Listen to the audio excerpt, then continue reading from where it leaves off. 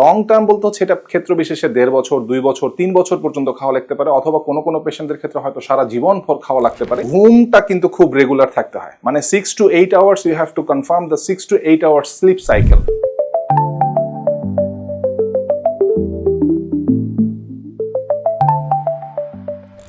আসসালামু আলাইকুম। Migraine headache অনেক সময় আমাদের ডেবিলিটেটিং হিসেবে প্রেজেন্ট করে, এবং মাইগ্রেন হেডেকে আক্রান্ত অনেক পেশেন্ট অনেক ফোবিয়াতে থাকেন, ভয়ে থাকেন, তাদের ব্রেইনে কোনো টিউমার হয়ে গেল কিনা, কোনো রক্তনালী ফেটে গেল কিনা, এই ধরনের ভয় থেকে তারা প্রায়শই ডাক্তারের চেম্বারে ছুটে আসেন। তো মাইগ্রেন হেডেক সাধারণত আমরা ট্রিটমেন্ট করি দুইভাবে। এটি হচ্ছে এক ধাপে হচ্ছে ইমার্জেন্সি কিছু ট্রিটমেন্ট, আর আরেক ধাপে হচ্ছে লং টার্ম কিছু ট্রিটমেন্ট।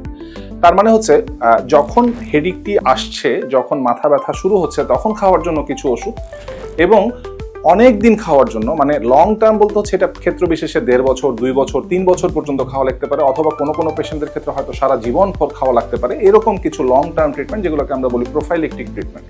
এবং এই প্রোফাইলেকটিক ট্রিটমেন্ট চুজ করার কিন্তু কিছু ক্রাইটেরিয়া আছে। ফিমেল পেশেন্টদের জন্য একরকম, মেল পেশেন্টদের জন্য একরকম, যেসব পেশেন্টদের অ্যাসোসিয়েটেড টেনশন অথবা স্ট্রেস আছে তাদের জন্য একরকম, যাদের অ্যাসোসিয়েটেড ইনসমনিয়া আছে তাদের জন্য একরকম, যাদের অ্যাসোসিয়েটেড হার্ট ডিজিজ অথবা অন্য কোনো ভাস্কুলার ডিজিজ আছে তাদের জন্য একরকম, ডায়াবেটিস যাদের আছে তাদের জন্য একরকম।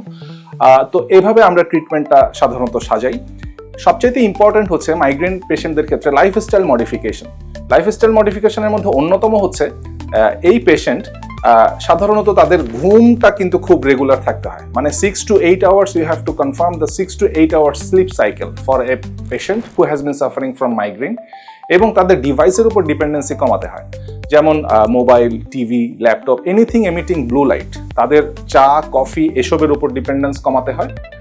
এবং পেশেন্টের সাধারণত কোনো স্ট্রেস নেওয়া যায় না, স্ট্রেস নিলেই তাদের হেডেকটা বাড়ে। Thank you.